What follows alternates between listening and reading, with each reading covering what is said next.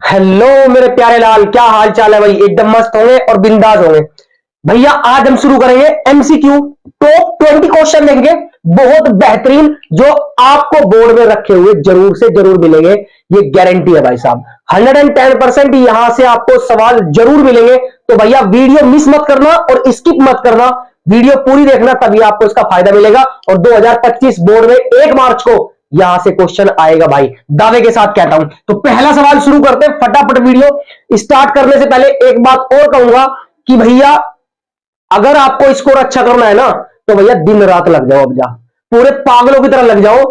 खाना पीना गया तेल लेने, कुछ नहीं दिक्कत है ना। 2 रोटी कम खाओगे तो कोई फर्क नहीं पड़ेगा। पूरी ताकत और हिम्मत के साथ पढ़ो। देखते हैं कि नंबर क्यों नहीं आते आपके। ठीक है, पढ़ते तो सभी है, पढ़ते तो सभी है। ऐसा कौन है जो नहीं पढ़ता, है ना। आज के टाइम पे सब पढ़ रहे हैं। अब तो पेपर है तो सब पढ़ेंगे, लेकिन आपको कैसे यूनिक पढ़ना है, वो यूनिक पढ़ना ही आपका स्कोर ग्रो करेगा, ध्यान रखना। ठीक है, चलिए मैं शुरू करते हैं। कहते हैं एक बक्से में 6 नीली, 4 सफेद और 8 लाल कंचे है ना। एक बक्से में 6 नीले, 4 सफेद और 8 लाल कंचे हैं। कंचे समझते हो, है ना।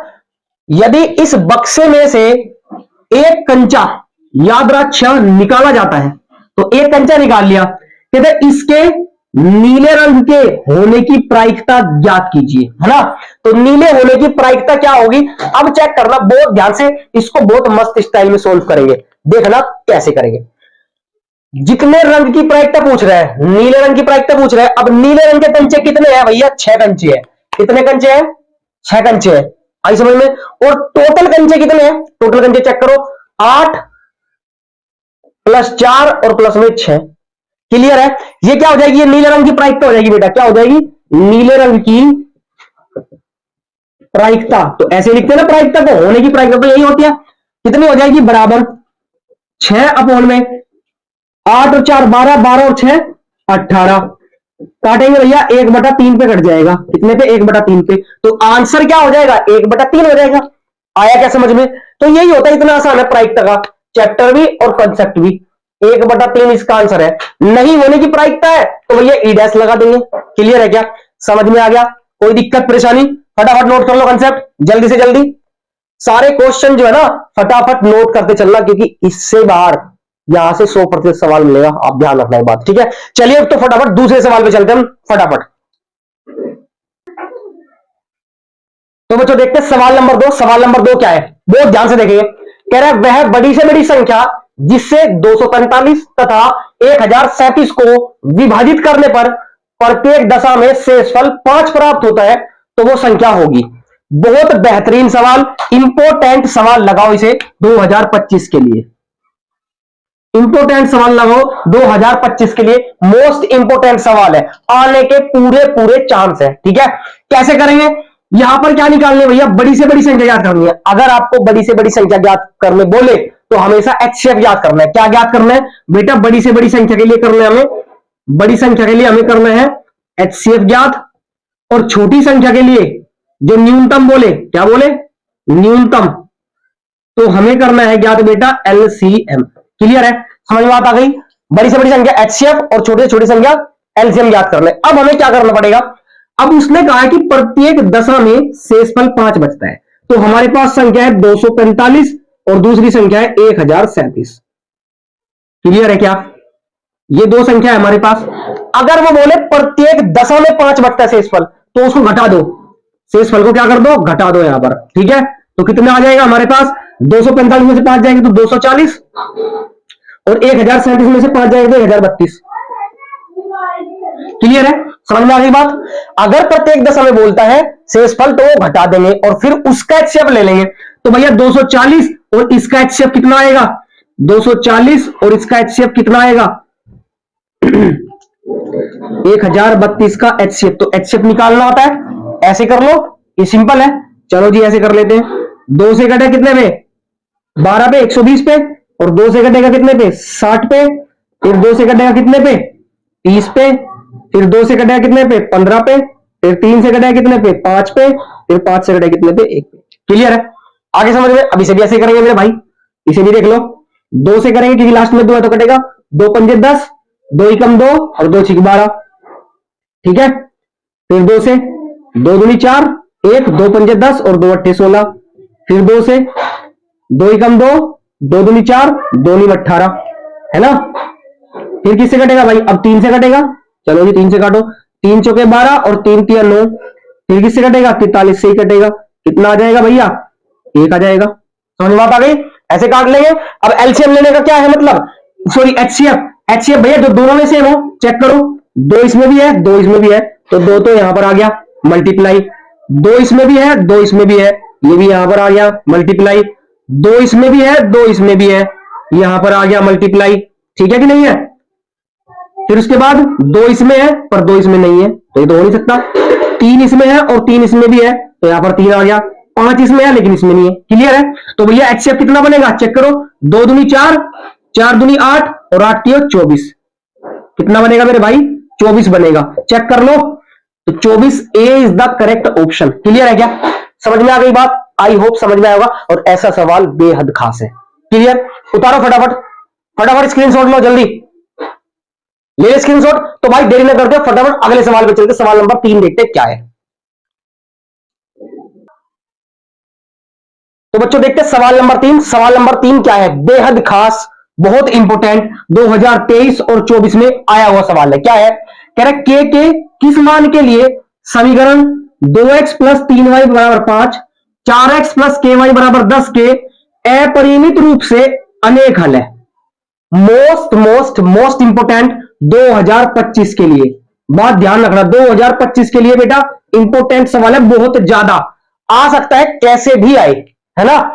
ऐसा सवाल जरूर आ सकता है, अनेक हल हो, प्रतिच्छेदी रेखा हो, समांतर हो, और क्या नाम लेते हैं, और क्या होते हैं, देखो प्रतिच्छेदी रेखा, समांतर हो, अनेक हल हो, ये तीनों ही होते हैं, है ना, तीन कंडीशन होती है। साथ साथ बता दूंगा, अभी के अभी नोट कर लेना। पहले इसको देखते हैं, कह रहा है अपरिमित रूप से अनेक हल हो, तो बेटा अगर अनेक हल होते हैं तो उसकी a1 अपॉन a2 कंडीशन क्या होती है, b1 बटे b2 और बराबर होता है c1 बटे c2। तो तीनों जो अनुपात होते हैं बेटा वे बराबर बराबर होते हैं अगर आपके अनेक हल होते हैं, आगे समझ में, ठीक है। बहुत सारे हल है, यानी कि रेखाएं कैसी होगी, संपाती होगी अगर अनेक है। अगर ये कंडीशन है, साथ साथ बताते चलता हूं, अगर ये कंडीशन है तो रेखाएं जो है बेटा समांतर होगी, रेखाएं जो है संपाती होगी, कैसी होगी, संपाती रेखाएं होगी बेटा, आगे समझ में। अगर अनेक हल है तो संपाती रेखाएं होगी, क्लियर है, नोट करते चलना साथ साथ। अब a1 अपॉन a2 तो मैं यहां पर लिख रहा हूं, ये a1 b1 और ये c1, ये a2 b2 और ये बेटा c2, ठीक है कि नहीं है, आया समझ में। कंडीशन ये रहेगी कि बराबर में कुछ नहीं छोड़ना, इधर लेके आना है इसको और इसको भी इधर लेके आना है, क्लियर है क्या।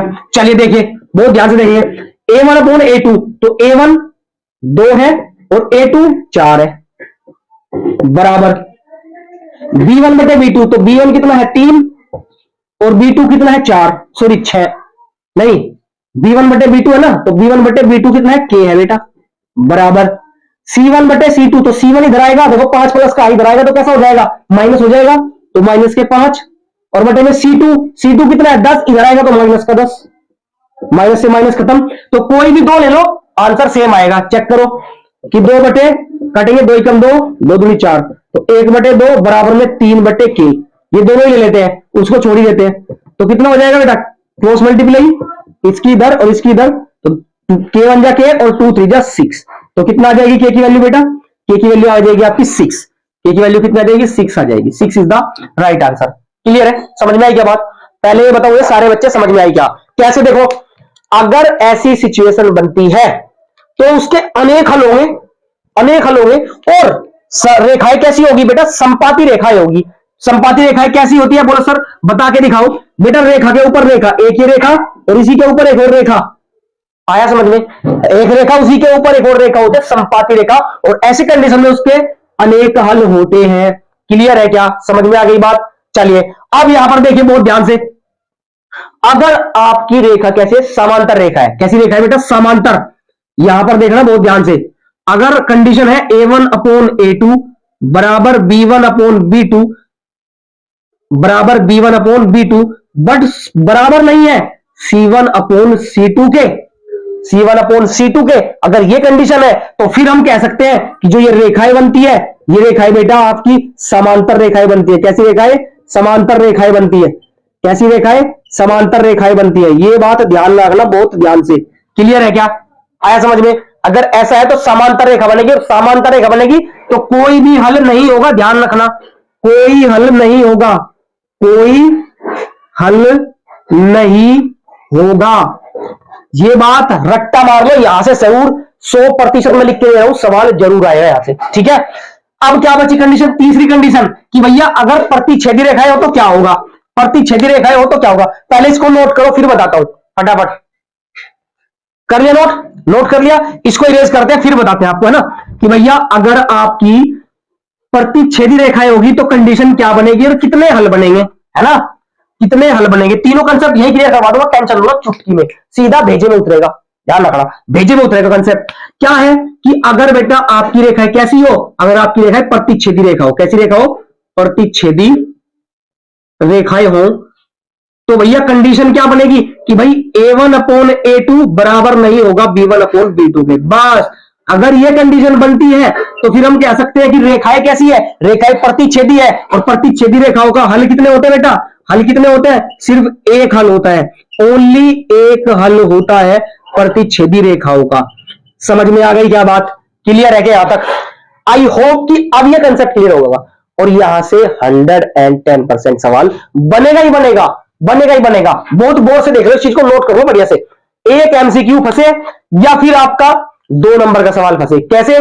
कि भाई अनुपातों की तुलना करके बताओ रेखा संपाती है या प्रतिच्छेदी है या फिर समांतर रेखा है, या संगत है या असंगत है। अच्छा ये भी रह गया। अब संगत असंगत का बताता हूं। अगर आपका बेटा, बहुत ध्यान से, संगत और असंगत में अंतर बताता हूं। असंगत यही बता दूंगा, सारा टेंशन ना लो, इसी में कंसेप्ट वाली क्लास है यार ये, है ना। MCQ तो है ही, प्लस कंसेप्ट वाली क्लास है। असंगत और दूसरा होता है संगत। आपसे पूछ लेगा कि संगत और असंगत बताओ अनुपात, ये करके, है ना, जुगाड़ बैठ के सारा। अब अगर अगर संगत है, बहुत ध्यान से, अगर संगत है तो उसका हल जरूर होगा, तो उसका हल जरूर होगा। ये बात ध्यान रखना, उसका हल जरूर होगा। चाहे एक हल हो और चाहे बहुत सारे हल हो, चाहे 2 हल हो, उसका हल जरूर होगा। मतलब अगर समीकरणों के हल आ गए, अगर समीकरणों के हल आ गए तो हम कह देंगे कि वो जो है ना रेखा है वो संगत है भाई साहब। कैसी है? संगत है। ठीक है, कैसी है? संगत है। और अगर हल नहीं आए, अगर हल नहीं आए तो फिर बेटा वो असंगत है। ये बात ध्यान रखना, नहीं आए, अगर हल नहीं आए तो वो असंगत है, और अगर हल आ गए तो वो संगत है। अब मेरे हिसाब से बिल्कुल क्लियर हो गया कंसेप्ट, एक तरीके से बिल्कुल जीरो लेवल से बता दिया आज तो, है ना। चलिए, अगर अगर मेरे भाई वीडियो अच्छी लग रही है तो लाइक करो और शेयर भी कर दो। धमाकेदार क्लास है यार आज की, ये MCQ नहीं है, ये बेहतरीन क्लास है। मैं सारे कंसेप्ट साथ साथ क्लियर करवाता चलूंगा जो भी आपका चैप्टर का सवाल आएगा। ठीक है, तो भाई देरी ना करते, फटाफट वीडियो पे, मतलब सवाल पे आगे चलते हैं, अपनी वीडियो को आगे बढ़ाते हैं, है ना, क्लास को आगे बढ़ाते हैं। तो चलो बच्चों अगला सवाल देखते हैं। तो देखते भाई सवाल नंबर 5। सवाल नंबर 5 में क्या दिया है? कह रहे यदि 14 सेंटीमीटर त्रिज्या वाले एक वृत्त के त्रिज्या खंड का क्षेत्रफल 154 सेंटीमीटर स्क्वायर हो तो त्रिज्या खंड का कोण बताइए। कोण बताना है भाई, त्रिज्या खंड का कोण बताया है, क्षेत्रफल अपने को दे रखा है और त्रिज्या भी अपने को दे रखी है। सवाल समझ में आया? सवाल समझ में आएगा तो सॉल्यूशन 100% समझ में आएगा। चील की निगाह बस बोर्ड पे होनी चाहिए, खोपड़ी में सीधा आएगा सवाल, भेजेगा घुसा दूंगा। ठीक है, क्या कह रहा है बहुत ध्यान से देखेंगे। एक वृत्त है भाई, तो एक वृत्त मान लेते हैं, फिगर मान लेते हैं, कोई दिक्कत नहीं है। ये इसका सेंटर, कह रहा है उसकी त्रिज्या 14 सेंटीमीटर है। उसकी त्रिज्या कितनी है बेटा? 14 सेंटीमीटर। तो ये भी कितनी होगी? 14 सेंटीमीटर ही होगी, क्योंकि त्रिज्या सारी 14 सेंटीमीटर होती है। अब इसके जो कोण बना है यहां पर, वो कितना बना है कोण? वो बना है थीटा। ये तो ज्ञात करना अपने को, है ना।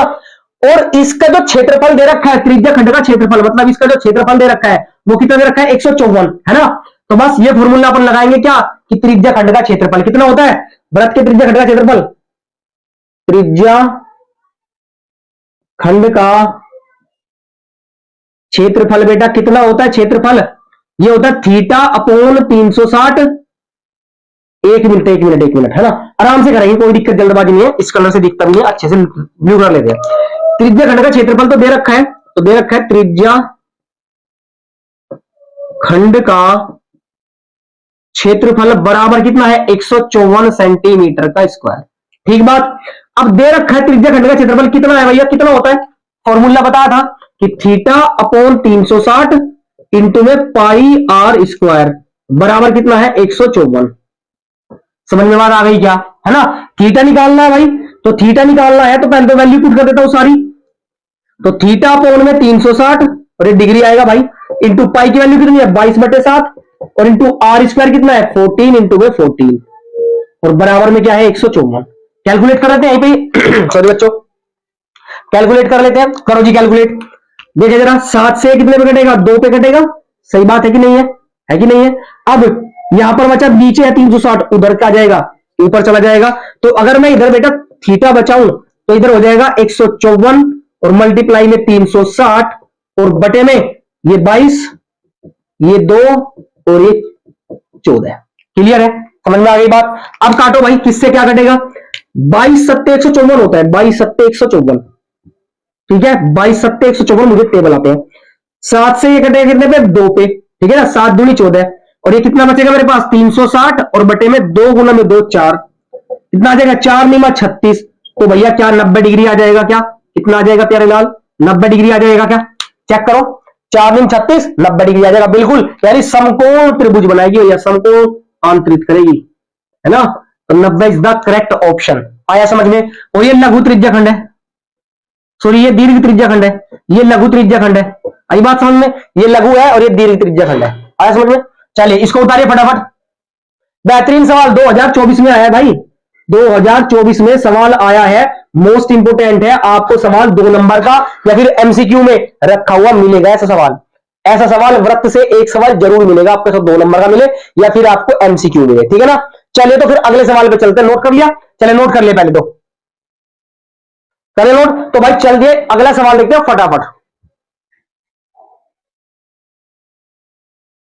तो बच्चों देखते हैं सवाल नंबर 6। सवाल नंबर 6 अपने को क्या दिया है, बहुत ध्यान से देखेंगे, कोई दिक्कत परेशानी वाली बात नहीं है। पहले तो ये बताओ मुझे समझ में आ रहा है या नहीं आ रहा है, सारे बच्चे ये बताओ मुझे समझ में आ रहा है या नहीं आ रहा है। पहले तो बताओ क्लास में मजा आ रहा है नहीं आ रहा है, कमेंट करो फटाफट कि सर मुझे समझ में भी आ रहा है और मजा भी आ रहा है बहुत, कोई दिक्कत नहीं, समझ में सब कुछ आ रहा है, कोई दिक्कत वाली बात नहीं है, ठीक है ना। आई बात समझ में। तो चलिए फिर अगले सवाल में बढ़ेंगे, पहले बताओ फटाफट क्लास में समझ में आ रहा है, बेहतरीन, कोई दिक्कत नहीं है किसी भी बच्चे को। और भाई अगर बढ़िया लग रही है तो फिर यार क्या देर कर रहे हो, शेयर कर दो यार क्लास को, सब बच्चों को शेयर कर दो यार, जितने भी आपके यार दोस्त है, ठीक है।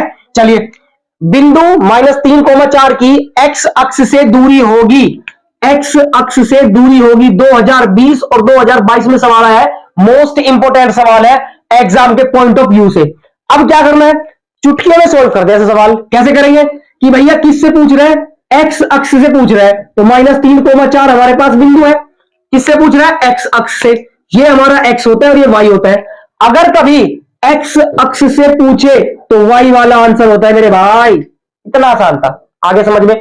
अगर कभी एक्स अक्ष से पूछे तो भैया वाई वाला आंसर होता है, सिंपल। और अगर वाई अक्ष से पूछे तो फिर एक्स वाला आंसर होता है। अगर वाई अक्ष से पूछे, आई रिपीट, अगर वाई अक्ष से पूछे तो एक्स वाला आंसर, अगर एक्स अक्ष से पूछे तो वाई वाला आंसर होता है, सिंपल। तो भैया आंसर क्या होगा, आंसर सर जी 4 हो जाएगा।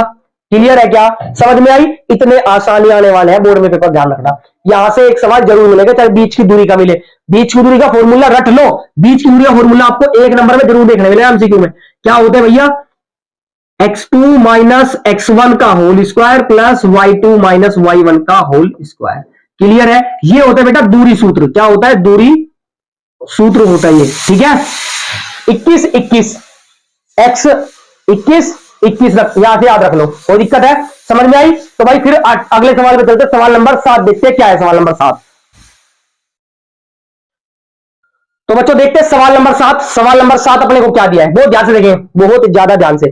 कह रहा है sec a plus tan a 1 minus sine A का मान बराबर होगा, किसके मान के बराबर होगा, ये देखना है भाई किसके बराबर होगा। अब बहुत ध्यान से देखेंगे इसको, है ना, ट्रिगो सवाल है, बढ़िया सवाल है, 2024 में आया वो सवाल है, इंपोर्टेंट भी हो सकता है। sec a, तो sec a को बेटा लिखिए 1/cos a plus tan a को लिखिए sin a अपॉन में cos a। क्या ये बात हजम हो गई क्या, ये बात हजम हो गई क्या, बताओ, समझ में आ गया। चलिए जी, दूसरे ब्रैकेट में हमारा 1 माइनस साइन है, इसको अपन छेड़ेंगे नहीं, ठीक है, इसको हम कुछ नहीं करने वाले। अब एलसीएम ले दूं भाई इसका, तो अगर मैं एलसीएम लूं तो कोस ए तो सेम टू सेम आएगा भैया कोस ए, और अपोन में ऊपर क्या आएगा same to same 1 plus sine A, और अपोन में क्या वो सॉरी बराबर में क्या है ब्रैकेट में 1 माइनस साइन ए है। क्लियर, समझ में आ गई बात भाई। एलसीएम ले दिया कोस का कोस और 1 प्लस साइन ए और ब्रैकेट में 1 माइनस साइन ए। अब मल्टीप्लाई है, दो ब्रैकेट है तो मल्टीप्लाई होगी, करो कोस ए की 1 में करेंगे तो कोस ए, और यहां पर 1 प्लस साइन ए 1 माइनस साइन ए, तो बेटा क्या मैं ये लिख सकता हूं क्या ए स्क्वायर माइनस बी स्क्वायर, है ना, ए स्क्वायर माइनस बी स्क्वायर लिख सकता हूं, नहीं लिख सकता। अब एक का स्क्वायर तो एक ही रहेगा मेरे भाई, और माइनस साइन स्क्वायर ए, और अपोन में क्या है कोस ए है, कोई दिक्कत नहीं दिक्कत। अब 1 माइनस कोस स्क्वायर ए सर्व समीकरण से हम जानते हैं क्या होता है कोस स्क्वायर ए होता है, और अपोन में क्या होता है कोस ए होता है ना, अपोन में क्या है कोस ए है और इसका क्या होता है कोस स्क्वायर ए। सर्व समीकरण याद रखना तीनों की तीनों, है ना। अब कोस स्क्वायर ए है तो इससे पावर से खत्म एक, तो बचा क्या मेरे पास कोस ए बचा बेटा, क्या बचा मेरे पास कोस ए बचा। क्लियर है क्या, आया क्या समझ में, आया क्या समझ में। तो यहां पर क्या हो जाएगा मेरा D, D is the very very correct option. Clear है, ये सर्व समीकरण आपके याद होनी चाहिए, ये जो सर्व समीकरण है आपके याद होनी चाहिए कि sine square theta plus cos square theta एक होता है ना, tan square theta minus sec square theta plus minus tan square theta बराबर एक होता है, और कोट वाला और कोसेक वाला भी आपके याद होना चाहिए। ठीक है, तो तीनों सर्व समीकरण याद होनी चाहिए, इसको नोट करो फटाफट पहले, चलो ले ले स्क्रीनशॉट। तो भाई चलते हैं अगले सवाल पे, देरी ना करते हुए कि अगला सवाल क्या है। तो बच्चों देखते हैं सवाल नंबर 8, सवाल नंबर 8 क्या दिया है अपने को। सवाल नंबर 8 ट्रिग्नोमेट्री से ही है, कह रहे 2020, 2023 और 2024 में दे रखा है ऑलरेडी। ठीक है, इंपोर्टेंट सवाल है, ऐसा सवाल तो जरूर मिलेगा भाई। क्या कह रहा है कि यदि साइन ए बराबर 4/5 हो तो tan ए का मान ज्ञात कीजिए। किसका मान ज्ञात कीजिए बेटा, tan ए का मान ज्ञात कीजिए। तो दो ट्रिक बताने वाला हूं आपको, दो ट्रिक। एक तरीका आपको पता है, दूसरा तरीका मैं बताऊंगा। पहला तरीका तो आपको पता है बेटा, आप बनाओगे सीधा त्रिभुज, समकोण त्रिभुज, और यहां पर नाम रखोगे ए बी और ये सी, या फिर ऐसे ए बी और सी। ठीक है कि नहीं, क्योंकि ए एंगल है तो ए बना दिया, कोई दिक्कत नहीं है।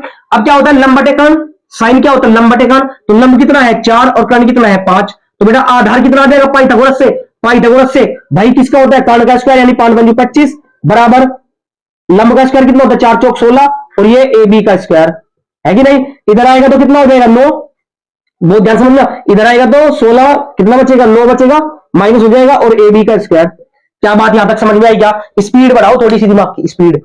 भाई कर्ण का स्क्वायर बराबर होता है लंब का स्क्वायर प्लस आधार का स्क्वायर। ठीक है, तो आधार निकालना है, तो अगर ये रूट इधर जाएगा तो कैसा हो जाएगा भैया √9 बराबर ए बी, और कितना आ जाएगा इसका रूट 3 होता है कि नहीं होता, तो ये कितना आ जाएगा 3 आ जाएगा। क्या समझ में आ गई, क्या बात समझ में आ गई बात। अब भैया tan की निकालनी है तो फटाफट निकाल दो, मैं tan ए चाहिए मेरे को। tan ए क्या होता है भैया, लाल बटे का से आधार बटे कर्ण होता है, क्या होता है आधार बटे कर्ण, सॉरी आधार लंब बटे आधार होता है, क्या होता है, बहुत ध्यान से, थोड़ी जल्दबाजी में, लेकिन आपको नहीं करनी है, आराम से करना है, कोई दिक्कत नहीं, तसल्ली से, टाइम भरपूर होता है आपका, 3 घंटे होता है। क्या होता है लंब बटे आधार होता है, लंब बटे आधार। तो लंब कितना है मेरे भाई 4 है, और आधार कितना है मेरे भाई 3 है, तो क्या हो जाएगा आंसर 4/3 हो जाएगा, है ना भाई। एल ए एल और के ए, ये आ रखो लंब बटे आधार, tan होता है। क्या बात समझ में आ गई, तो क्या ऑप्शन है हमारे पास 4/3, तो 4/3 तो मेरे भाई C option is the very very correct option. क्या ये बात समझ में आ गई, क्या ये कंसेप्ट क्लियर है, और ये आपको आता भी है। ठीक है, दूसरी ट्रिक बताता हूं आपको, दूसरी ट्रिक से कैसे करना है, कैसे करना है दूसरी ट्रिक से, ये नोट कर लो पहले एक बार फटाफट, कर लिया नोट। चलिए अब देखो दूसरी ट्रिक से बताता हूं आपको कैसे करना है बहुत ध्यान से, है ना, वो भी मस्त ट्रिक है भाई। हमें साइन ए दे रखा है, क्या दे रखा है साइन ए बराबर दे रखा है बेटा 4/5, क्लियर है ना। और कोस से निकाल लेंगे हम, क्योंकि tan क्या होता है साइन बटे कोस, तो कोस से अगर निकालूंगा तो क्या होता है √1 माइनस साइन स्क्वायर ए होता है। बात समझ में आई क्या, कोस ए क्या होता है, ये ऑप्शन में भी आ सकता है एमसीक्यू में कि कोस ए बराबर होगा तो क्या होगा √1 माइनस साइन स्क्वायर ए, है ना। तो बराबर √1 माइनस साइन ए, साइन की वैल्यू कितनी है 4/5, तो 4/5 का क्या हो जाएगा स्क्वायर हो जाएगा। क्या समझ में आई क्या बात, 4/5 का स्क्वायर। अब क्या करेंगे √1 माइनस 4 का स्क्वायर 16, और 5 का स्क्वायर कितना होता है 25। एलसीएम ले दो भैया, कितना हो जाएगा 25 × 25, 25 × 25 माइनस 16 और बटे में 25, और इसका क्या है रूट है, ये कोस की वैल्यू चल रही है। तो कितना हो जाएगा 16 में से 25 में से 16 गए 9/25 और ये अंडर रूट। ये किसका रूट होता है भैया 3 का, ये किसका होता है कि 5 का। तो कोस कितना आ गया 3/5 आ गया। कोस कितना आ गया 3/5। अब अगर कोस 3/5 आ गया तो मेरे भाई tan निकालना है। तो tan क्या होता है मेरे भाई, tan ये होता है साइन थीटा अपॉन में कोस थीटा, है ना। यहां पर थीटा होता तो थीटा ही लगाते, कोई दिक्कत नहीं है। अब साइन ए की वैल्यू कितनी है भाई 4/5 अपॉन कोस ए की वैल्यू कितनी भाई 3/5। काट दो भाई 5 से 5 तो बचा क्या मेरे भाई 4/3 ही तो बचा, 4/3 ही तो बचा। चेक कर लो 4/3 ही आया है। आ गया समझ में, क्या ये बात समझ में आई क्या। और किसी भी तरीके से हम इस तरीके से किसी का भी निकाल सकते हैं ऐसे। आ गया समझ में, क्लियर है। चलिए इसको भी नोट करें फटाफट, स्क्रीनशॉट ले लो फटाफट। ले लिया तो भाई चलते हैं अगले सवाल की तरफ। अगला सवाल देखते हैं कि सवाल नंबर 9 हमारा क्या दिया है। ठीक है चलिए बच्चों, तो बच्चों देखते हैं 9वां सवाल। सवाल नंबर 9 क्या कह रहा है। सवाल नंबर 9 कहता है मैदान में खड़ी एक कार का 75 मीटर ऊंची एक मीनार से अवनमन कोण 30 डिग्री है ना। तो एक कार खड़ी है और 75 मीटर ऊंची मीनार है, वो कोण बना रही है अवनमन 30 डिग्री का। तो मीनार के आधार से कार की दूरी क्या होगी। 2020 और 2024 में सवाल आया हुआ है, तो सवाल बेहद खास और बढ़िया है। एक एमसीक्यू आपको जरूर मिल सकता है ऐसा, ठीक है, एक एमसीक्यू ऐसा मिल सकता है जरूर। कैसे करेंगे बहुत ध्यान से कि भाई एक मीनार है, तो मीनार तो मेरे भाई ये है जिसकी ऊंचाई 75 मीटर है। इतनी है 75 मीटर यहां से यहां तक की, क्लियर है। और कार यहां पर है, तो कार की दूरी ये रही कार, लेकिन ये अवनमन कोण बना रही है। क्या बना रही है बेटा, ये अवनमन कोण बना रही है। यानी अवनमन कोण तो ऐसे बनेगा, ठीक है कि नहीं है, अवनमन कोण ऐसे बनेगा और ये यहां पर मैं मिला दूंगा, कोई दिक्कत नहीं, ठीक है। तो अवनमन कोण बना रही है ये कितने डिग्री का बेटा 30 डिग्री का। कितने डिग्री का 30 डिग्री का। नामकरण करते हैं, इसका नाम ए, इसका नाम बी और इसका नाम दे दो सी। कोई दिक्कत नहीं, समझ में आ गया है ना। ये मीनार है और इधर कार है। अब कार से कार की दूरी मीनार के आधार से, मीनार का आधार ये रहा और कार ये रही, ये मेरी कार है, ठीक है। इनके बीच की दूरी बतानी है। अब अवनमन कोण दिया है, लेकिन इसका उल्टा क्या होता है एकांतर कोण, सॉरी हाँ बिल्कुल सही, एकांतर कोण ही होता है, ठीक है ना। तो ये कितना हो जाएगा, ये हो जाएगा आपका 30 डिग्री। जेड बना लेते हैं, है ना। तो अवनमन कोण कभी सोल्व नहीं करते, हमेशा उन्नयन कोण में ही तब्दील करते हैं, उसको बदलते हैं और फिर अपना प्रोसेस करते हैं। अब भैया ये क्या हो जाएगा, एंगल के सामने लंब होता है और ये आधार होता है, यही तो ज्ञात करना है, ए बी ये ज्ञात करना है। तो भैया क्या हो जाएगा tan 30 डिग्री बराबर क्या होता है लंब बटे आधार। लंब कितना है 75, आधार कितना है ए बी, ये तो अपने को ज्ञात करना है ना। tan 30 की वैल्यू बेटा कितनी होती है, tan 30 की वैल्यू होती है 1/√3 और बराबर 75 बटे में ए बी। ए बी तो चाहिए, क्रॉस मल्टीप्लाई कर दो फिर, क्या दिक्कत है। तो ए बी बराबर आ जाएगा आपका 75√3। कितना आ जाएगा प्यारे लाल 75√3। चेक करो यही है क्या, आंसर में मैच करते हैं। आंसर 75√3 मेरा ए ही मैच हो रहा है। आगे समझ में, क्या समझ में आया क्या, आसान सवाल था बेहद, है ना। फटाफट नोट करो पहले, जल्दी नोट कर लिया भाई साहब। खतरनाक सवाल करा दूंगा जितने भी आज कराऊंगा, सारे रट के चले जाना बढ़िया से, ठीक है ना। सारे रट के चले जाना, मजा ही आ जाएगा, ठीक है कि नहीं। चलिए फिर अगला सवाल देखते हैं फटाफट। तो बच्चों देखते हैं सवाल नंबर 10। सवाल नंबर 10 अपने को क्या दिया है। सवाल नंबर 10 कहता है चित्र में यदि टीपी, चित्र में, तो चित्र देखो ये चित्र की बात कर रहा है, ठीक है। चित्र में यदि टीपी और टीक्यू केंद्र ओ वाले किसी वृत्त पर दो स्पर्श रेखाएं हैं, है ना, इस प्रकार है कि एंगल पीओ क्यू 110 डिग्री है। एंगल पीओ क्यू 110 डिग्री है, मतलब इसकी बात कर रहा है, ठीक है। तो एंगल पी टी क्यू ज्ञात कीजिए। तो पी टी क्यू मतलब ये वाला एंगल अपने को बताना है, ठीक है भाई, ये वाला एंगल बताना है। समझ में आई बात। अब स्पर्श रेखाएं हैं, ये दोनों स्पर्श रेखाएं हैं, ठीक है। चलिए जी, अब एक बात ध्यान रखना, अगर किसी बिंदु पर स्पर्श रेखाएं होती है जो वृत्त को स्पर्श करती जाती है, तो जो लंब होता है, जो त्रिज्या होती है, त्रिज्या क्या आर है, ये भी त्रिज्या है, तो यहां पर क्या होती है उल्लंब होती है। ये कितनी डिग्री 90 डिग्री। तो बेटा ये भी कितनी डिग्री हो जाएगा 90 डिग्री। बताओ ये परमेय होती है कि नहीं होती है। कहता है कि अगर किसी वृत्त पे कोई स्पर्श रेखा स्पर्श करके जाती है, तो जो केंद्र से त्रिज्या डाली जाती है वो उस वृत्त पर क्या होती है, लंब होती है स्पर्श रेखा पर। आई बात समझ में, क्या होती है, लंब होती है, यानी 90 डिग्री होता है। अब अगर ये प्रॉपर्टी हमें पता है तो फिर हम ये कह सकते हैं, क्या कह सकते हैं कि भैया एंगल, सभी को जोड़ो, एंगल यहां से शुरू करते हैं।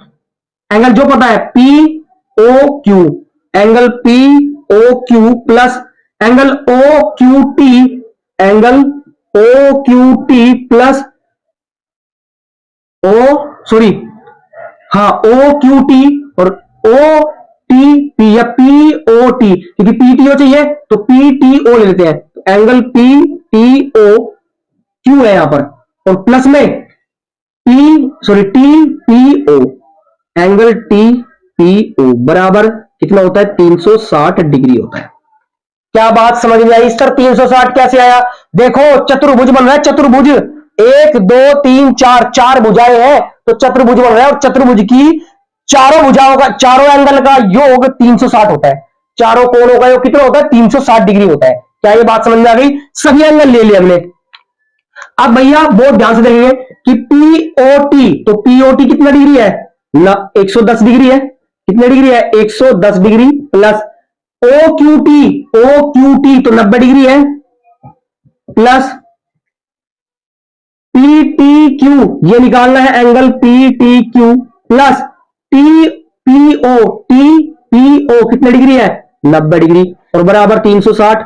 क्या ये बात समझ में आ गई? क्या आ गई समझ में? चलो जी वेरी गुड, समझ में आ गई। तो अब देखना 110 और 90 और 90 कितना हो गया भाई मेरे, 110 90 और 90 कितना हो गया, 90 90 180, 180 में जोड़ो भाई कितना हो जाएगा, 0 का 0, 8 1 9, 1 1 2, 290।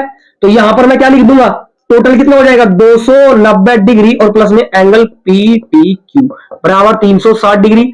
इसको इधर ले लो, इसको इधर ले लो भाई, क्या हो जाएगा, माइनस हो जाएगा। तो मेरे भाई एंगल पी टी क्यू बराबर कितना हो जाएगा, 360 और माइनस में 290, घटा लो भाई। तो एंगल पी टी क्यू बराबर कितना मिलेगा? क्या ये बात समझ में आ गई? क्या यहां तक क्लियर है सबको? अगर क्लियर है तो बोलो यस सर, कमेंट में लिखो कि यस सर हमें क्लियर है, हमें समझ में आ रहा है। ठीक है, तो कितना हो गया यहां पर भाई, 0 का 0 बिल्कुल 0 भाई, 16 में से 9 जाएंगे तो 7 बचेंगे और 2 में से 2 जाएगा 0। 70 डिग्री आ गया साहब, कितने डिग्री आ गया, 70 डिग्री आ गया साहब, आ गया समझ में? तो 70 डिग्री ऑप्शन कहीं मैच है क्या? हाँ जी, बी ऑप्शन मैच कर रहा है हमारा, तो 70 degree is the correct option. क्या बात समझ में आ गई यहां तक? कोई दिक्कत किसी भी बच्चे को? क्लियर है भाई सबको? अरे बताओ यहां तक कोई दिक्कत है क्या किसी भी सवाल में? जल्दी बताओ फटाफट, कोई दिक्कत है क्या? समझ में आ गया? चतुर्भुज के चारों कोणों का योग बेटा 360 ही होता है, और त्रिभुज के तीनों कोणों का योग 180 होता है। ये भी रखना याद, ये भी काम आएगा, नोट करो फटाफट। कर लिया नोट? चलिए फिर अगला सवाल देखते हैं, अगला सवाल हमें क्या दिया है। ठीक है चलो बच्चों, तो बच्चों देखते हैं सवाल नंबर 11। सवाल नंबर 11 क्या है? कह रहा है 1/2 सेंटीमीटर व्यास वाले बहुत ध्यान समझो, सवाल बहुत ज्यादा इंपॉर्टेंट है। 1/2 सेंटीमीटर व्यास वाले किसी ठोस के अर्धगोले का संपूर्ण पृष्ठ क्षेत्रफल क्या होगा? बहुत ध्यान समझेंगे, अर्धगोले की बात कर रहे हैं। अर्धगोला बनाते हैं भाई, ये अर्धगोला है, ठीक है कि नहीं है? ठीक है अपना, ये अर्धगोला है मतलब कटोरी कटोरा। समझ में आई बात? व्यास दे रखा है कितना, पूरा यहां से यहां तक व्यास होता है, कितना दे रखा है भाई, 1/2 सेंटीमीटर डी दे रखा है। क्लियर है? डी दे रखा है कितना, 1/2 सेंटीमीटर। आर निकालो, अगर आर निकालेंगे तो 1/2 और बटे में कितना है, 2। क्लियर है? 1/2 में क्या है, 2 है। समझ में आ गई बात? क्लियर है क्या? समझ में आई बात सही बच्चों को? अब क्या करें, इसके बटे में 1 होता है, इसको ऊपर ले लो मेरे भाई, इसको ऊपर ले लेंगे तो क्या होगा, क्या होगा? तो ये बात समझ में आ गई बेटा? क्या हुआ, इस एक को ऊपर ले जाओ तो भैया एक ही काम 1 और 2 के अंदर मल्टीप्लाई, 2 दूनी 4, तो भैया रेडियस कितनी आ जाएगी, 1/4 सेंटीमीटर। समझ में आई? 1/4 सेंटीमीटर हो जाएगी। क्लियर है? थोड़ा सा टेक्निकल इशू आ गया था, थोड़ा सा बच्चे है ना, तो मैं इसलिए चला गया था, कोई बात नहीं, डोंट वरी। यहां पे देखो एक ही काम 1 और 2 दूनी 4, तो 1/4 मेरी क्या हो जाएगी, मेरी रेडियस हो जाएगी, है ना? अब रेडियस हो जाएगी 1/4, तो भैया हमें क्या लगाना है, अर्धगोले का संपूर्ण पृष्ठ। तो बेटा अर्धगोले का संपूर्ण पृष्ठ क्या होता है, अर्धगोले का संपूर्ण पृष्ठ ध्यान रखें कि अर्धगोले का यहां से ले रहा हूं पूरा, अर्धगोले का संपूर्ण पृष्ठ होता है 3πr²। क्लियर है क्या? क्या होता है, 3πr² होता है। आया समझ में? क्लियर है? मार्कर दूसरे लेते हैं। अब देखना 3, अब पाई तो देखो यहां पे पाई सेम है मेरे भाई, पाई तो सेम, पाई नहीं छेड़नी, तो 3 पाई आर स्क्वायर। तो आर स्क्वायर कितना है भाई, 1/4 का स्क्वायर, 1/4 का स्क्वायर। कोई दिक्कत, हमने क्या लगा लिया, ब्रैकेट लगाया क्योंकि मल्टीप्लाई होती है, ठीक बात है। तो 3 पाई 1/1 का स्क्वायर तो मेरे भाई एक ही रहता है, और 4 का स्क्वायर 4 चौके 16, कितना होता है 16। क्लियर है। अब सब मल्टीप्लाई में है, तो सब मल्टीप्लाई में है, तो 3 की मल्टीप्लाई में 3 बन जा 3, तो 3/16 और ये पाई इसके साथ में आ गया, 3/16 पाई हो गया आंसर। और क्या है, क्षेत्रफल है तो सेंटीमीटर का स्क्वायर तो लगाना ना भूले। यूनिट पे अगर क्षेत्रफल है तो स्क्वायर लगेगा, अगर आयतन है तो फिर पावर 3 लगेगी, क्यूब लगेगा, मतलब घन लगेगा। आया समझ में। तो भैया हम ऑप्शन मैच कर लेते हैं, option option option B, option B is very very correct. देखो 3/16 पाई, 3/16 पाई सेंटीमीटर स्क्वायर, तो ये हमारा ऑप्शन बिल्कुल सही है। आगे समझ में। ऐसे ही करना है ना, ऐसे ही करना है आपको।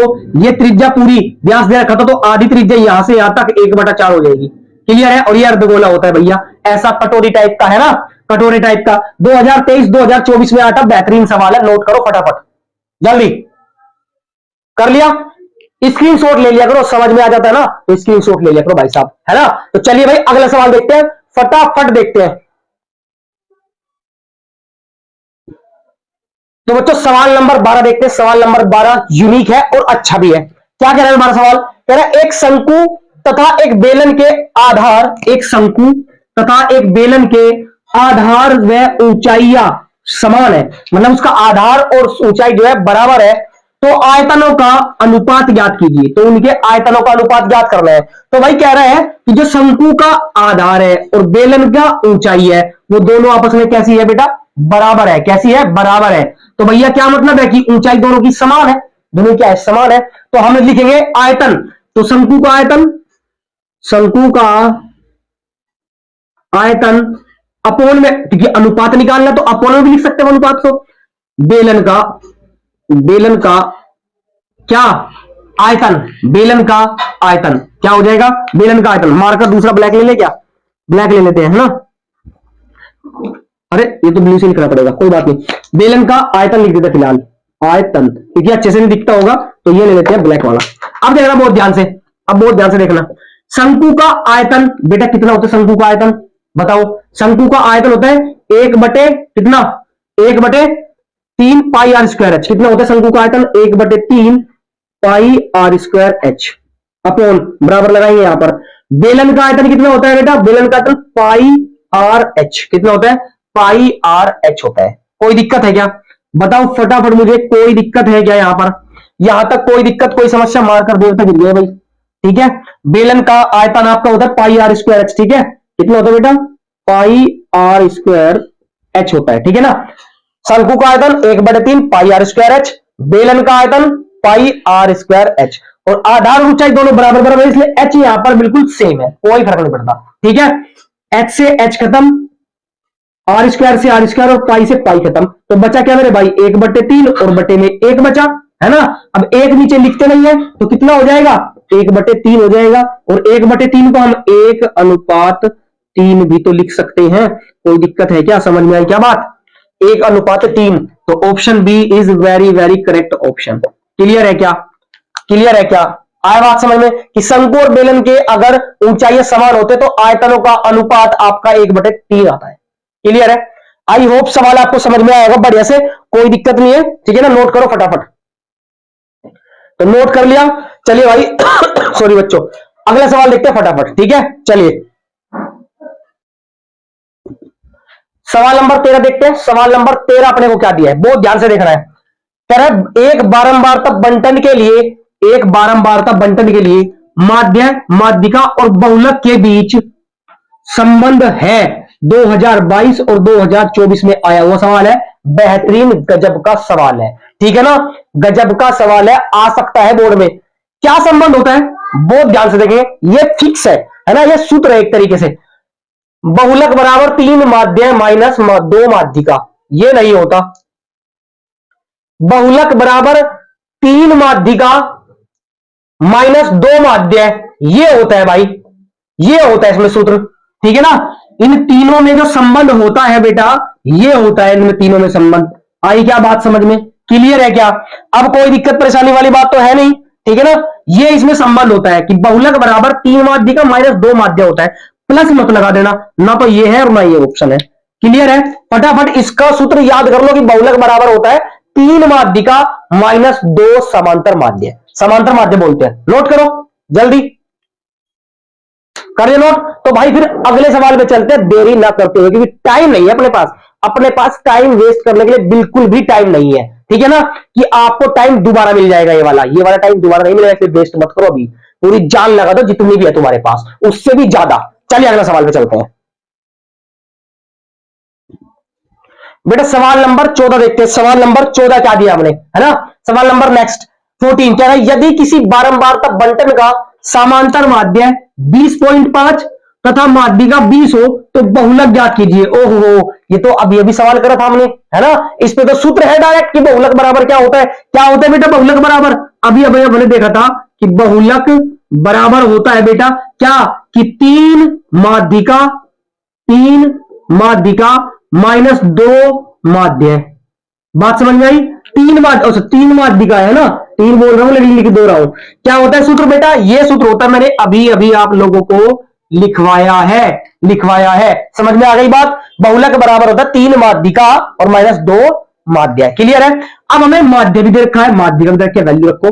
तो 3 माध्यिका कितनी है भाई? माध्यिका 20 है, माइनस 2 माध्य कितना है? 20.5 है, 20.5 है। समझ में आया क्या भाई मेरे भाई? समझ में आया क्या? ये तो पूरा का पूरा क्या होता है? ये तो पूरा का पूरा सूत्र होता है 3 माध्यिका और माइनस 2 बहुलक, ओ सॉरी माध्य। क्लियर है? मल्टीप्लाई कर लो, ब्रैकेट है तो मल्टीप्लाई करना, 20 3 60, 20 3 60 माइनस, है ना? करोगे जी तो 2 पंजे 10, 1 कैरी, 2 0 0 1 का 1 और 2 दूनी 4, 2 दूनी 4 और डेसिमल 1 से पहले ये लग गया जी डेसिमल। आगे समझ में? और डेसिमल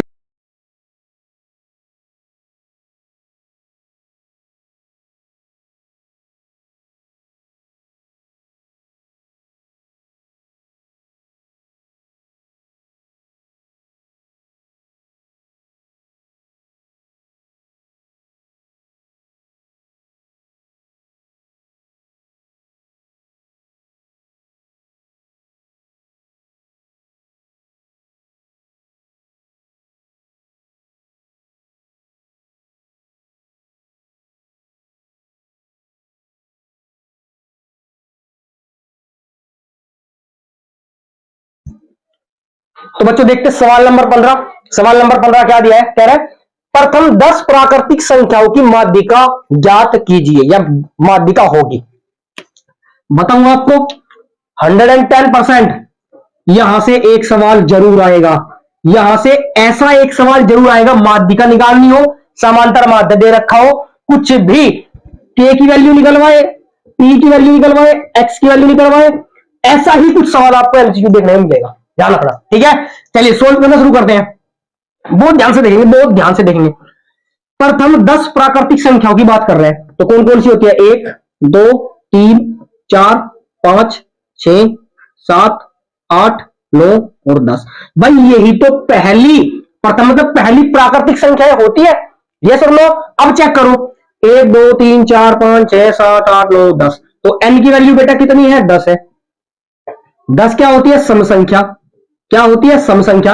अब अगर सम संख्या आ जाए n की वैल्यू, तो फिर हम माध्यिका निकालने का फॉर्मूला बेटा क्या लगाएंगे?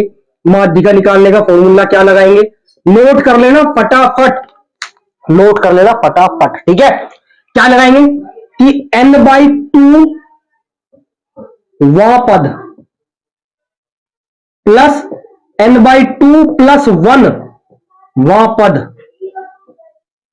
और अपोन में रखेंगे 2। क्या बात यहां तक समझ में आ गई सब बच्चों की? फॉर्मूला फटाफट नोट करिए फटाफट, ठीक है? जल्दी हो गया। चलिए जी, अब n/2, n कितना है? 10, 10/2 पद प्लस n/2 यानी कि 10/2 + 1 पद और बटे में कितना है? 2 है। क्या बात यहां तक समझ में आ गई? क्या क्लियर है यहां तक?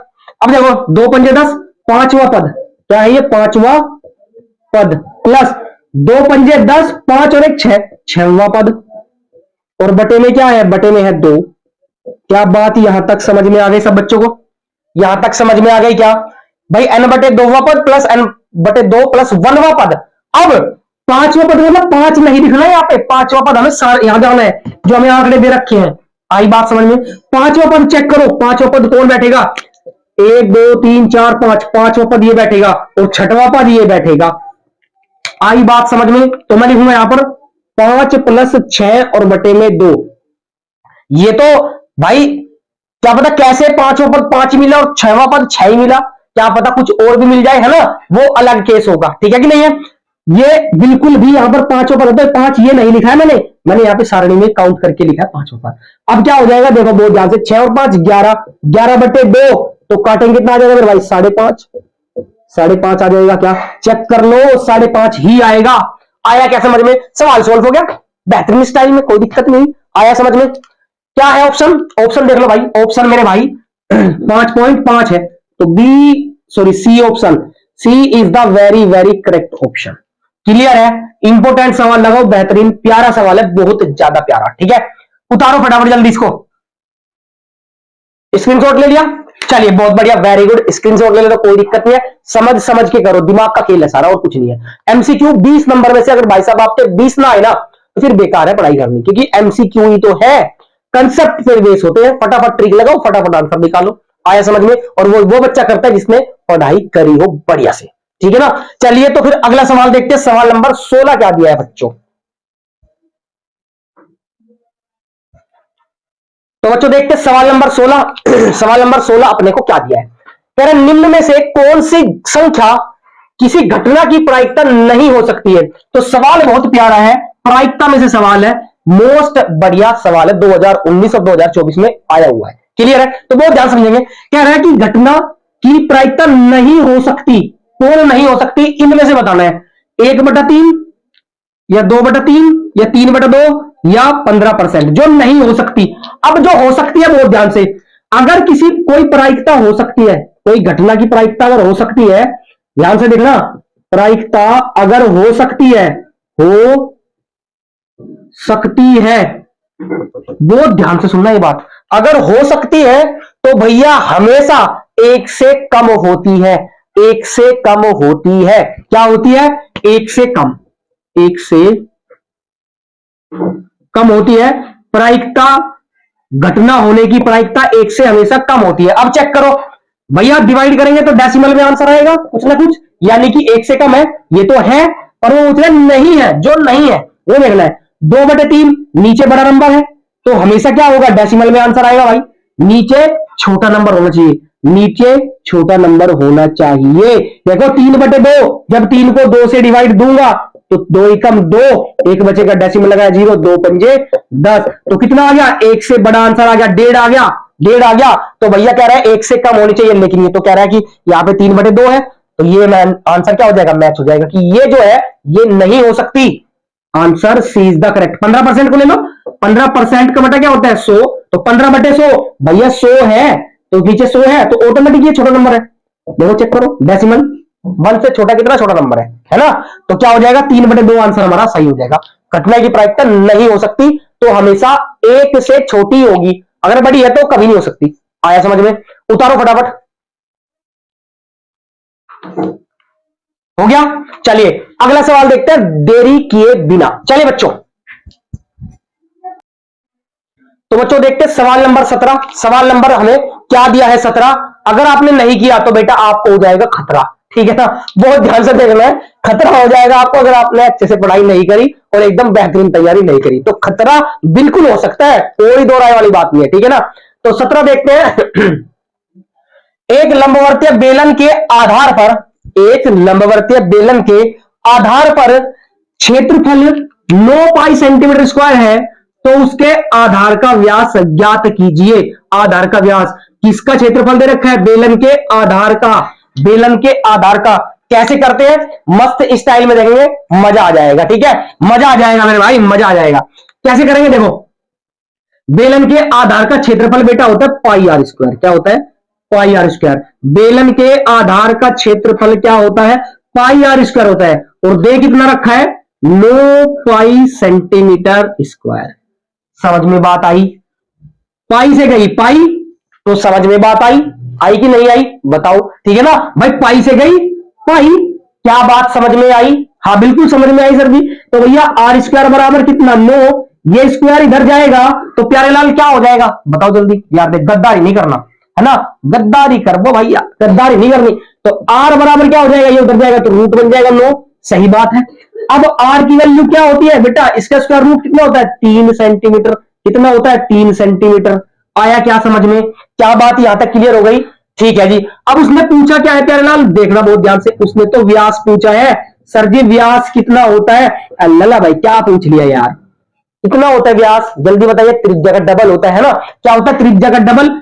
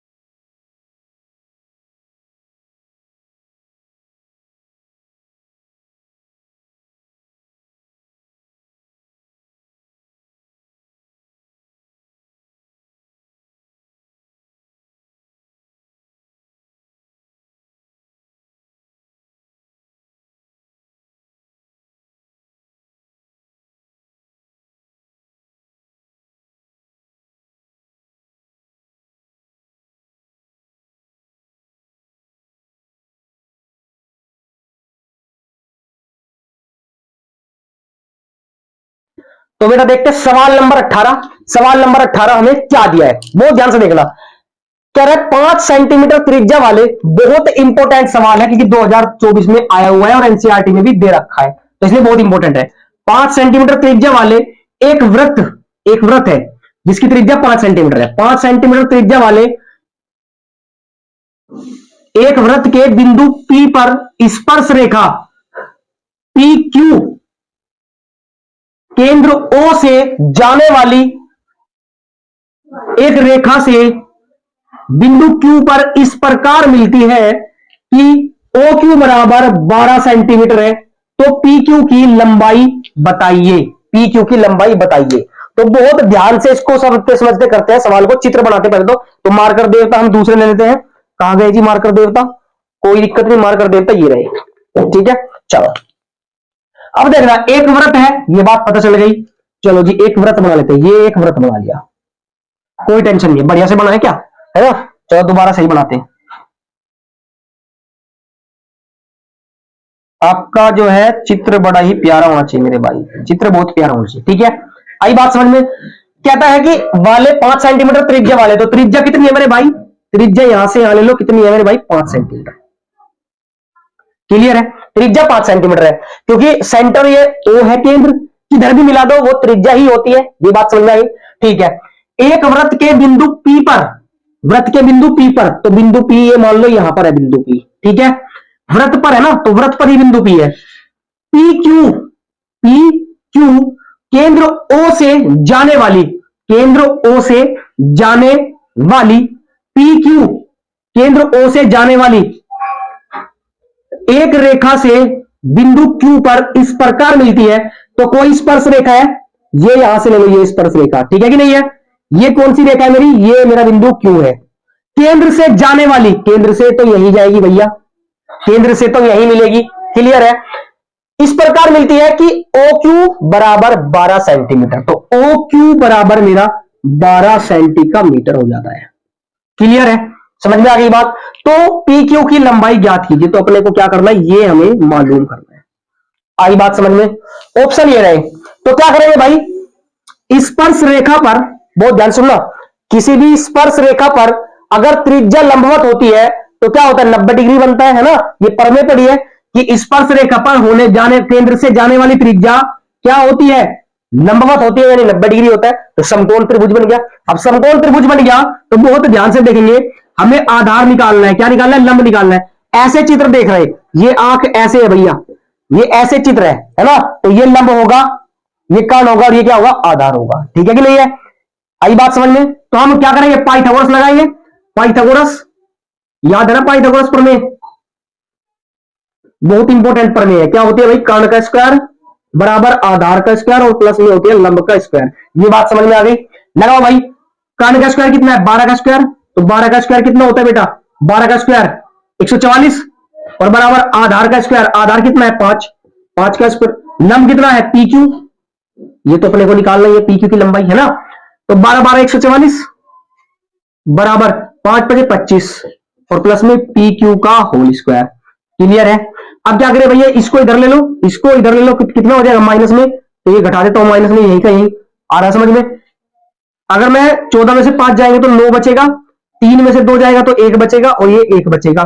तो भैया ये क्या हो जाएगा, पी क्यू का स्क्वायर हो जाएगा, और स्क्वायर तो मुझे चाहिए नहीं, खाली पी क्यू चाहिए, तो ये स्क्वायर इधर आ जाएगा, तो पी क्यू बराबर कितना आ जाएगा, √119 आ जाएगा।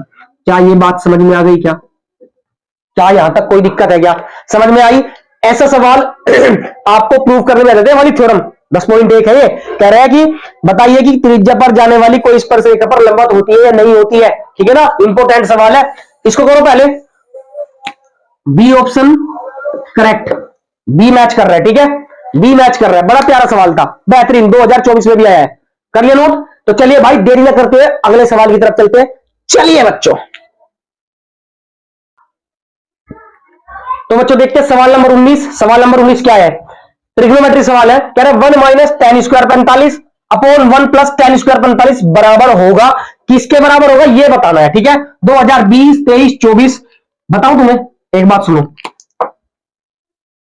एनसीईआरटी जितने भी एमसीक्यू दे रखे उसमें, जितने भी एमसीक्यू दे रखे हैं सब पे रट्टा मार लो, आएगा 100% सवाल वहां से।